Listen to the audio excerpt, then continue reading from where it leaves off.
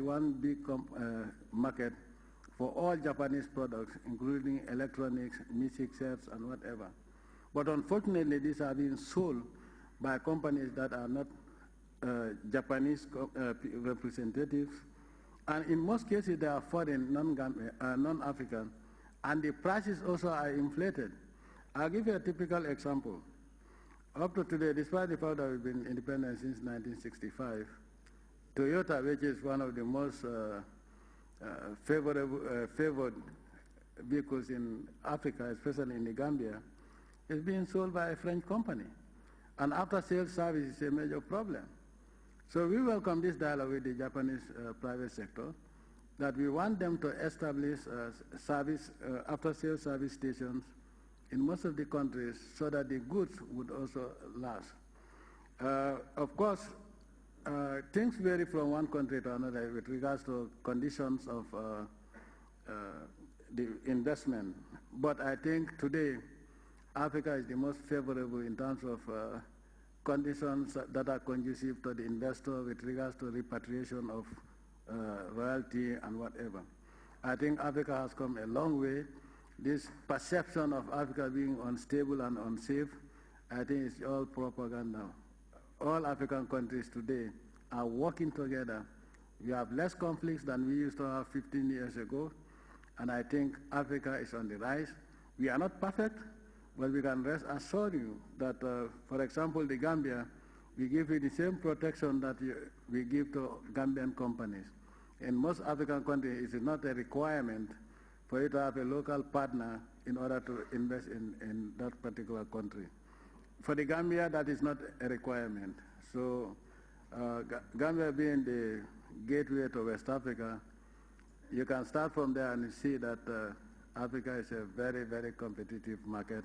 You'll have the same protection that you may have even here in Japan.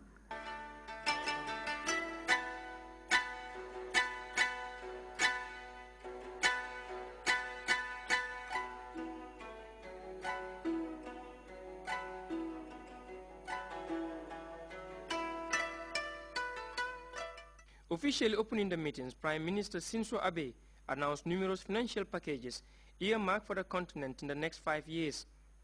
The total envelope amounts to $32 billion in grant, which effectively gives Japan greater visibility on the continent.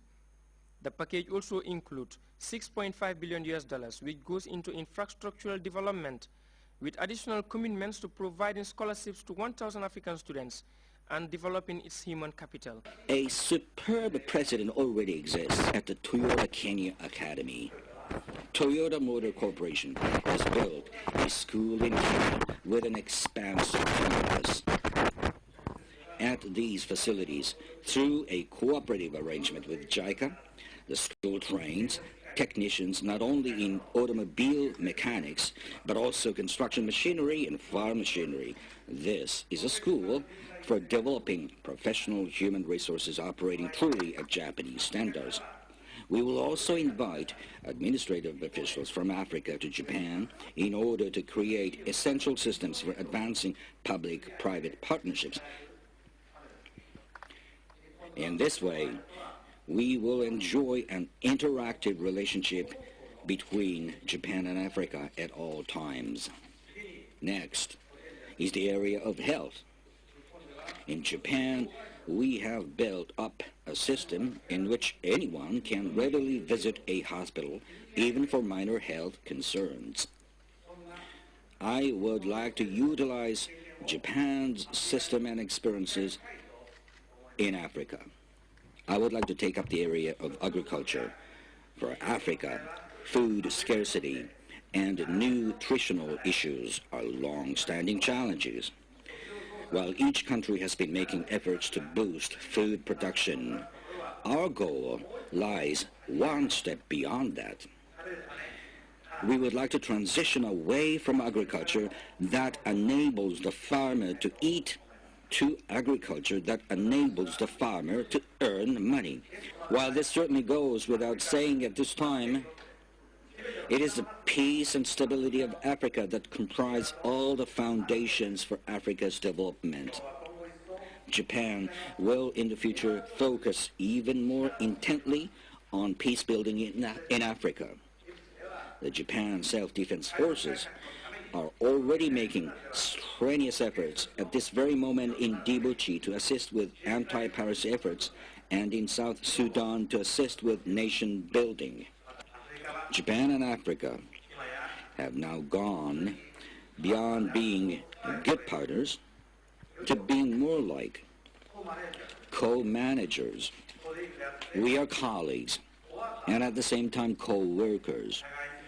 We grow together through our mutual interactions, and through this we have become partners that will bring growth to the world. In closing, I would like to say that I have heard that there have been calls for holding the next TICAD 5 years from now in Africa with a view to further strengthening our partnership. However, I find it simply impossible to wait 5 years. I would like to state here in front of you, my distinguished colleagues, that I plan to set foot on African soil at the earliest possible time. Let us dash forward together, hand in hand, towards a more dynamic Africa. The future of Africa is bright indeed, and yet the Africa that joins in partnership with Japan is brighter still. I will end my remarks this morning by reconfirming that with all of you. Thank you very much for your kind attention.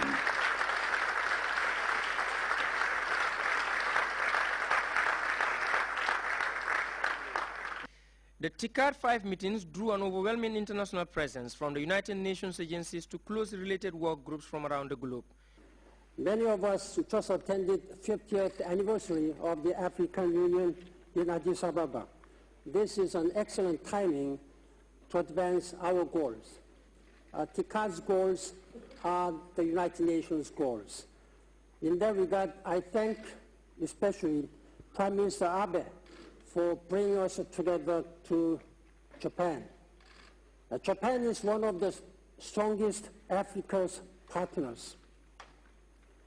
In 2011, when the triple disaster hit Fukushima, the Japanese people stood firm for Africa. During that